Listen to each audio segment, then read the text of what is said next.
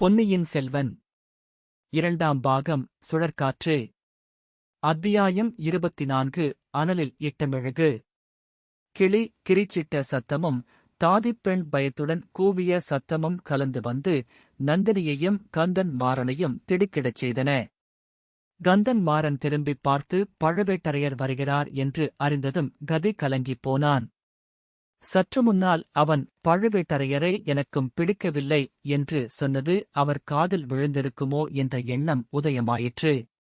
அதைவிட பீதிகரமான எண்ணம் நந்தினியையும் தன்னையும் பற்றி அவர் ஏதேனும் தவறாக எண்ணிக் கொள்வாரோ என்ற நினைவு அவனுக்கு திகிலை உண்டாக்கிற்று. கிழப்பருவத்தில் கலியாணம் செய்து கொண்டவர்களின் போக்கே ஒரு தனிவிதமாக இருக்குமல்லவா? ஆகையினாலேயே அவர் அவ்வளவு கோபமாக வந்து கொண்டிருக்க வேண்டும். வந்து என்ன செய்யப் போகிறாரோ தெரியவில்லை. எதற்கும் சித்தமாயிருக்க வேண்டியதுதான். இவ்வளவு ஒரு நொடிப்பொழுதில் கந்தன் மாறன் மனத்தில் அலை எறிந்த சிந்தனைகள். ஆனால் அவனுக்கு அன்று ஒரு பெரிய அதிசயத்தைக் காணும் வாய்ப்பு கிடைத்தது. அவன் நினைத்ததற்கெல்லாம் மாறாக அந்த அதிசயம் நடந்தது. பழுவேட்டரையர் அருகில் நெருங்கியதும் நந்தினி முகமலர்ந்து அவரை தன் கரிய விழிகளால் பார்த்து, நாதா, எங்கே தாங்கள் திரும்பி வருவதற்கு அதிக நாள் ஆகிவிடுமோ என்று பார்த்தேன். நல்ல வேளையாக வந்துவிட்டீர்கள் என்றாள். அவளுடைய முகத்தைப் பார்த்து அந்தக் குரலையும் கேட்டதும் பழுவேட்டரையரின் கோபாவேசமெல்லாம் பறந்துவிட்டது. அனலில் இட்ட மெழுகைப் போல் உருகிப் போனார். அசட்டுச் சிரிப்பு ஒன்று சிரித்து, ஆமாம், போன காரியம் முடிந்துவிட்டது, திரும்பிவிட்டேன் என்றார். பிறகு கந்தன் மாறனைப் பார்த்து, இந்தப் பிள்ளை இங்கே என்ன செய்கிறான்? ஏதாவது காதற் கவிதை புனைந்து கொண்டு வந்து கொடுத்தானோ என்று கேட்டுவிட்டு தம்முடைய பரிகாசத்தைக் குறித்து தாமே சிரித்தார். கந்தன் மாறனுடைய முகம் சிவந்தது. ஆனால் நந்தினி பழுவேட்டரையரை விட அதிகமாக சிரித்துவிட்டு, இவருக்குக் காதலும் தெரியாது, கவிதையும் தெரியாது, சண்டை போட்டு காயமடையத்தான் தெரியும். நல்ல வேளையாக காயம் ஆறிவிட்டது. ஊருக்குப் போக வேண்டுமென்று சொல்லிக் கொண்டிருந்தார் என்றாள். இந்தக் காலத்துப் பிள்ளைகளின் வீரத்தைத்தான் என்னவென்று சொல்லுவது? 24 யுத்தகளங்களில் நான் 64 காயங்கள் அடைந்தவன். ஆனால் ஒரு தடவையாவது படுக்கையில் படுத்ததில்லை. இவனுக்கு காயம் குணமாக ஒரு பட்சத்துக்கு மேலாகியிருக்கிறது. ஆனால் என் காயங்களெல்லாம் மார்பிலும் தோளிலும் தலையிலும் முகத்திலும் ஏற்பட்டவை. இந்தப் பிள்ளை முதுகிலே காயம் பட்டவன் அல்லவா? அதனால் இவ்வளவு நாள் ஆகிவிட்டது. நியாயந்தான் என்று கூறி பரிகாச சிரிப்பு சிரித்தார். கந்தன் மாறன் கொதித்து எழுந்து, ஐயா, தாங்கள் என் தந்தையின் ஸ்தானத்தில் உள்ளவர். அதனால் தங்களுடைய பரிகாசத்தைப் பொறுத்தேன் என்றான். இல்லாவிட்டால் என்ன செய்திருப்பாயடா என்று பழுவேட்டரையர் கேட்டு தம் உரையிலிருந்த கத்தியில் கையை வைத்தார். நந்தினி இச்சமயம் குறுக்கிட்டாள். நாதா, இவருக்கு முதுகில் மட்டும் காயமில்லை, நெஞ்சிலும் காயம் பட்டிருக்கிறது என்பது தங்களுக்குத் தெரிந்ததுதானே? இவர் தம்முடைய சிநேகிதன் என்று நினைத்துக் கொண்டிருந்தவன் இம்மாதிரி முதுகில் குத்திப் போட்டுவிட்டு போய்விட்டான் என்ற எண்ணம் இவர் நெஞ்சில் பெரிய புண்ணை உண்டாக்கியிருக்கிறது. முதுகில் காயம் ஆறியும் நெஞ்சில் புண் ஆறவில்லை. அந்தப் புண்ணில் கோல் இடுவது போல் நாம் பேசக்கூடாதுதானே? அன்றிரவு, இவர் காயம்பட்ட அன்றிரவு என்ன நடந்தது என்று தங்களுக்குத் தெரியாதா என்ன என்று சொல்லிக் கொண்டே நந்தினி பழுவேட்டரையரை பார்த்த பார்வையில் மறைபொருள் ஏதோ இருந்திருக்க வேண்டும். பழுவேட்டரையரின் முகத்தோற்றம் உடனே மாறிவிட்டது. ஆமாம், நீ சொல்லுவது சரிதான். பாவம், இவன் அறியா பிள்ளை. இவன் தந்தையோ என் பிராண சிநேகிதர். இவன் ஏதோ தெரியாத்தனமாக கூறியதை நான் பொருட்படுத்தக் கூடாதுதான். இது கிடக்கட்டும். நந்தினி, ஒரு முக்கியமான விஷயம் சொல்வதற்காக இப்போது வந்தேன். அது இவனுக்கும் தெரிந்திருக்க வேண்டியதுதான். இலங்கை மாதோட்டத்தில் ஒருவனை ஒற்றன் என்று சந்தேகித்து பிடித்திருக்கிறார்களாம். அவனிடம் இளவரசன் அருள்மொழிவர்மனுக்கு ஓலை ஒன்றிருக்கிறதாம். அங்க அடையாளங்களிலிருந்து அவன் நம் கந்தன் மாறனுடைய அழகான சிநேகிதனாயிருக்கலாம் என்று நினைக்கிறேன். அவன் பெரிய கைகாரனாய்த்தான் இருக்க வேண்டும். நம் ஆட்களிடம் அகப்படாமல் தப்பி இலங்கைக்குச் சென்று விட்டான் பார் என்றார் பழுவேட்டரையர். நந்தினியின் முகபாவத்தில் அப்போது ஏற்பட்ட ஒரு கண நேரமாறுதலை மற்ற இருவரும் கவனிக்கவில்லை. அடே, தப்பிச் சென்று விட்டானா? இலங்கைக்கா போய்விட்டான் என்று கந்தன்மாறன் ஏமாற்றத்துடன் கூறினான். நாதா, அவன் தப்பிச் சென்றது எனக்கு ஒன்றும் அதிசயமாய்த் தோன்றவில்லை. தங்கள் சகோதரர் இந்தக் கோட்டைக் காவலுக்கு தகுதியற்றவர் என்றுதான் எத்தனையோ தடவை சொல்லியிருக்கிறேனே. அவர் அனுப்பிய ஆட்களும் அப்படித்தானே இருப்பார்கள் என்றாள் நந்தினி. முன்னெல்லாம் நீ அப்படிச் சொன்னபோது எனக்கு அது சரியாகப் படவில்லை. இப்போது எனக்குக் கூட அப்படித்தான் தோன்றுகிறது. இன்னும் ஒரு விந்தையைக் கேள். மாதோட்டத்தில் அகப்பட்ட ஒற்றனிடம் நமது பழுவூர் இலச்சினை ஒன்று இருந்ததாம். அது அவனிடம் எப்படிக் கிடைத்தது என்று அவன் சொல்லவில்லையாம். நந்தினி இலேசாக ஒரு பெருமூச்சு விட்டுவிட்டு, இது என்ன வேடிக்கை? பனை இலச்சினை அவனிடம் எப்படிக் கிடைத்ததாம்? தங்கள் சகோதரர் இதற்கு என்ன சொல்கிறார் என்றாள். அவனா? அவன் சொல்லுவதைக் கேட்டால் உனக்கு சிரிப்பு வரும். அந்த பனை இலச்சினை உன்னிடமிருந்துதான் அவனிடம் போயிருக்க வேண்டுமென்கிறான் காலாந்தகன் என்று சொல்லிவிட்டு பழுவேட்டரையர் இடியிடி என்று சிரித்தார். அந்தச் சிரிப்பினால் லதா மண்டபமே குலுங்கியது போலிருந்தது. அரண்மனை நந்தவரத்து மரங்கள் எல்லாம் சிலிர்த்து நடுநடுங்கின. நந்தினியும் அவருடன் சேர்ந்து சிரித்துக் கொண்டே, என் மைத்துனர் இருக்கிறாரே, அவருக்கு இணையான புத்திக்கூர்மை படைத்தவர் இந்த 17-14 உலகத்திலும் கிடையாது என்றாள். இன்னும் உன் மைத்துனன் என்ன சொல்கிறான் தெரியுமா? நல்ல வேடிக்கை. அதை நினைக்க நினைக்க எனக்கு சிரிப்பு வருகிறது.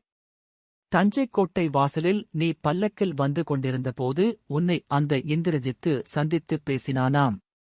பிறகு இந்த அரண்மனைக்குள்ளும் அந்த மாயாவி வந்திருந்தானாம். ஆகையால் நீயே அவனிடம் பழுவூர் இலச்சினையை கொடுத்திருக்க வேணுமாம். அப்படியில்லாவிட்டால் உன்னிடம் யாரோ ஒரு மந்திரவாதி அடிக்கடி வருகிறானே, அவன் மூலமாக போயிருக்க வேண்டுமாம்.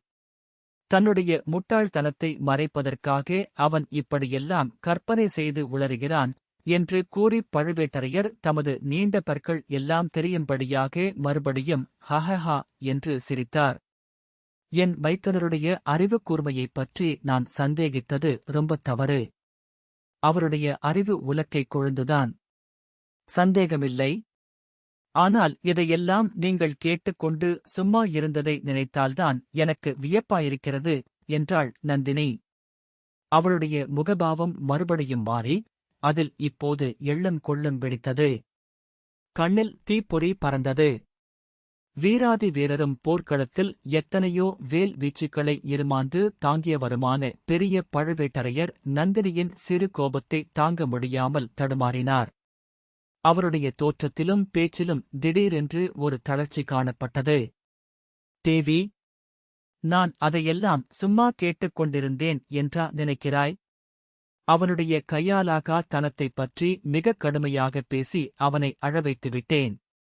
நீ பார்த்திருந்தால் அவன் பேரில் இரக்கம் அடைந்திருப்பாய் என்றார். இதையெல்லாம் கேட்டுக்கொண்டிருந்த கந்தன்மாறன் பாடு சங்கடமாகிவிட்டது. நந்தினியிடம் அவனுக்கு சிறிது பயமும் பழுவேட்டரையரிடம் இரக்கமும் அவமதிப்பும் ஏற்பட்டன. இந்தச் சதிபதிகளின் தாம்பத்திய விவகாரத்தில் சிக்கிக் கொள்ளாமல் அங்கிருந்து போய்விட விரும்பினான். தொண்டையைக் கனைத்துக் கொண்டு ஐயா என்றான். நந்தினி குறுக்கிட்டு, என் மைத்துனர் சாமர்த்தியத்தைப் பற்றி பேசுகையில் இவரை நாம் மறந்துவிட்டோம். இவர் ஊருக்குப் போகிறேன் என்று சொல்கிறாரே, போகலாம் அல்லவா என்று கேட்டாள். நன்றாய் போகலாம். இத்தனை நாள் இங்கு இவன் தங்கியிருந்தது பற்றியே இவனுடைய தந்தை கவலைப்பட்டுக் கொண்டிருப்பார். இவரிடம் ஓலை ஒன்று கொடுத்தனுப்ப விரும்புகிறேன், கொடுக்கலாம் அல்லவா? ஓலையா? யாருக்கு? காஞ்சியிலுள்ள இளவரசருக்கு. பழுவேட்டரையர் நந்தினியையும் கந்தன்மாறனையும் சந்தேகக் கண்ணால் பார்த்து, இளவரசருக்கு ஓலையா? நீயா எழுதுகிறாய்? எதற்கு என்று கேட்டார். இளைய பிராட்டி தம்பிக்கு ஓலை எழுதி இவர் சிநேகிதரிடம் அனுப்பியிருக்கிறார். பழுவூர் இளையராணி அண்ணனுக்கு ஏன் ஓலை எழுதக்கூடாது? எழுதி இவரிடம் ஏன் அனுப்பக்கூடாது என்றாள் நந்தினி. இவன் சிநேகிதன் கொண்டு போன ஓலை இளைய பிராட்டி குந்தவை எழுதிய ஓலையா? உனக்கு அந்த விஷயம் எப்படித் தெரிந்தது என்று பழுவேட்டரையர் கேட்டார். பின்னே எதற்காக என்னிடம் மந்திரவாதி அடிக்கடி வருகிறானாம்? அவன் மந்திரத்தின் மூலமாக தெரிந்தது. என் மைத்துனர் ஆட்களின் இலட்சணம்தான் தெரிந்திருக்கிறதே. பழுவூர் பனை இலச்சினை அவனிடம் இருப்பதாக கண்டுபிடித்துக் கொண்டு வந்து சொன்னவர்கள் ஓலை குந்தவை அனுப்பியது என்று சொல்லவில்லை. பாருங்கள், இலச்சினையைப் பற்றி நம் ஆட்கள் சொல்லவில்லை. அன்பில் பிரமராயர் இராமேசுவரம் போய்விட்டு திரும்பி வந்திருக்கிறார். அவர் கொண்டு வந்த செய்தி, அந்த பிராமணனாவது குந்தவை தேவியின் ஓலையைப் பற்றி தங்களிடம் சொன்னாரா? இல்லையு நாதா, நான் தங்களுக்கு எச்சரித்ததை எண்ணிப் பாருங்கள். இந்த இராஜ்யத்தில் உள்ள அவ்வளவு பேரும் சேர்ந்து தங்களை வஞ்சிக்கப் பார்க்கிறார்கள் என்று நான் சொல்லவில்லையா? இது உண்மை என்பது இப்போதாவது தங்களுக்குத் தெரிகிறதா? மந்திரவாதி சொன்னதை மட்டும் நான் நம்பிவிடவில்லை. கோடிக்கரையிலிருந்து சிறைப்படுத்திக் கொண்டு வந்த வைத்தியர் மகனையும் அழைத்து வரச் செய்து விசாரித்தேன். அவனும் அதை உறுதிப்படுத்தினான். இளைய பிராட்டி தன் தம்பிக்கு ஓலை அனுப்பியிருப்பதாகச் சொன்னான் என்றாள் நந்தினி. பழுவேட்டரையருக்கு கண்ணை கட்டிக் காட்டிலே விட்டது போலிருந்தது. கந்தன்மாறனை அவர் அருவருப்புடன் பார்த்தார். அந்தச் சிறு பிள்ளையைப் பக்கத்தில் வைத்துக் கொண்டு இப்படியெல்லாம் பேசுவது அவருக்குப் பிடிக்கவில்லை. இதைக் குறிப்பினால் உணர்ந்த நந்தினி, நம்முடைய கதை இருக்கவே இருக்கிறது. இவருடைய பிரயாணம் ஏன் தாமதிக்க வேண்டும் என்று கூறிவிட்டு கந்தன்மாறனை பார்த்து, ஐயா, காஞ்சி இளவரசரிடம் இந்த ஓலையை நேரே கொண்டு போய்க் கொடுக்க வேண்டும். கொடுத்துவிட்டு அவர் மறு ஓலை கொடுத்தால் சர்வ ஜாக்கிரதையாக அனுப்பி வைக்க வேண்டும். தங்களுடைய கடம்பூர் மாளிகைக்கு இளவரசரை அழைப்பதற்கு மறந்துவிட வேண்டாம் என்றாள். என் தந்தையிடம் என்ன சொல்ல? இது பழுவூர் மன்னரின் விருப்பம் என்று சொல்லலாம் அல்லவா? கந்தன்மாறன் சற்று தயக்கத்துடன் கேட்டான். தாராளமாகச் சொல்லலாம். என்னுடைய விருப்பந்தான் பழுவூர் மன்னரின் விருப்பமும். நாதா, நான் சொல்வது சரிதானே என்றாள் நந்தினி. ஆமாம், ஆமாம் என்று பழுவேட்டரையர் தலையை அசைத்தார். அவருக்கு ஒன்றும் புரியவில்லை. தலை கிறுகிறுத்தது. நந்தினியை எதிர்த்து பேசவும் அவரால் இயலவில்லை. கந்தன்மாறன் சென்ற பிறகு நந்தினி பழுவேட்டரையர் மீது தன் காந்த கண்களை செலுத்தி கொஞ்சம் கிளியின் குரலில், நாதா, என்னிடம் தங்களுடைய நம்பிக்கை குன்றுவிட்டதாக தோன்றுகிறது. என் மைத்துனருடைய துர்போதனை ஜெயித்துவிட்டது போல் காண்கிறது என்றாள். ஒரு நாளுமில்லை நந்தினி. என் கையில் பிடித்த வேலிலும் அறையில் சொருகிய வாளிலும் எனக்கு நம்பிக்கை குறைந்தாலும் உன்னிடம் நம்பிக்கை குறையாது. வீர சொர்க்கத்தில் நான் நம்பிக்கை இழந்தாலும் உன் வார்த்தையில் நான் நம்பிக்கை இழக்க மாட்டேன் என்றார். இது உண்மையானால் அந்தச் சிறு பிள்ளையை வைத்துக்கொண்டு என்னிடம் அவ்வளவு கேள்வி கேட்டீர்களே, ஏன்? எனக்கு அவமானமாயிருந்தது என்று நந்தினி கூறியது போது அவள் கண்களில் கண்ணீர் பெருகத் தொடங்கியது. பழுவேட்டரையர் துடிதுடித்துப் போனார். வேண்டாம் என் கண்ணே, இப்படி என்னை தண்டிக்க வேண்டாம் என்று கூறி நந்தினியின் கண்களில் பெருகிய கண்ணீரை துடைத்து சமாதானம் செய்தார். ஆயினும் உன்னுடைய காரியங்கள் சில எனக்கு அர்த்தமாகவில்லை. என்ன, ஏது, எதற்காக என்று கேட்க எனக்கு உரிமை இல்லையா என்றார். கேட்பதற்கு தங்களுக்கு உரிமை உண்டு. சொல்வதற்கும் எனக்கு உரிமையுண்டு. யார் இல்லை என்றார்கள்? அந்நியர்கள் முன்னால் கேட்க வேண்டாம் என்றுதான் சொன்னேன். என்ன வேண்டுமோ இப்போது கேளுங்கள் என்றாள். ஆதித்த கரிகாலனுக்கு நீ எதற்காக ஓலை கொடுத்து அனுப்புகிறாய்? கடம்பூர் மாளிகைக்கு எதற்காக அவனை அழைக்கச் சொல்கிறாய்?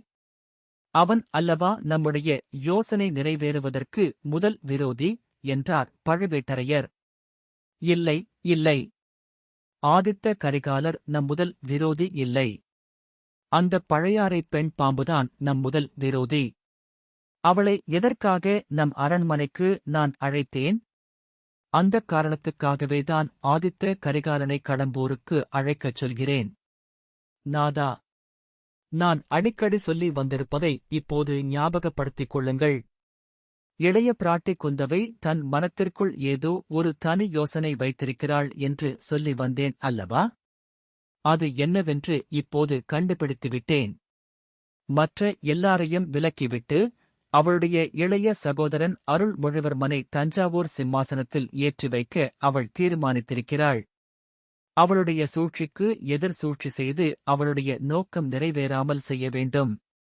காஞ்சிக்கு நான் ஓலை அனுப்பியதன் காரணம் இப்போது தெரிகிறதல்லவா என்று நந்தினி கேட்டுவிட்டு பழுவேட்டரையரை பார்த்த பார்வை அவருடைய நெஞ்சை ஊடுருவி அவர் அறிவை நிலை குலையச் செய்தது. ஒன்றும் தெரியாவிட்டாலும் ஆம் தெரிகிறது என்று குளறினார் அந்த வீரக்கிழவர். நாதா, தாங்களும் தங்கள் முன்னோர்களும் புரிந்த அரும்பெரும் வீரச் செயல்களினாலேயே இன்று இந்த சோழ சாம்ராஜ்யம் இவ்வளவு பல்கி பரவியிருக்கிறது. இந்த தஞ்சைபுரியின் தங்கச் சிம்மாசனத்தில் ஒரு நாளாவது தங்களை ஏற்றி வைத்து பார்க்கும் வரையில் இந்த பாவியின் கண்கள் இரவிலும் பகலிலும் தூங்கப் போவதில்லை. அதற்குள்ளே எந்த விதத்திலாவது தங்களுக்கு என் பேரில் சந்தேகம் ஏற்படும் பட்சத்தில் தங்கள் உடைவாளினால் என்னை ஒரே வெட்டாக வெட்டிக் கொன்றுவிடுங்கள் என்றாள் நந்தினி. என் கண்ணே, இத்தகைய கர்ண கடூரமான மொழிகளைச் சொல்லி என்னை சித்திரவதை செய்யாதே என்றார் பெரிய பழுவேட்டரையர்.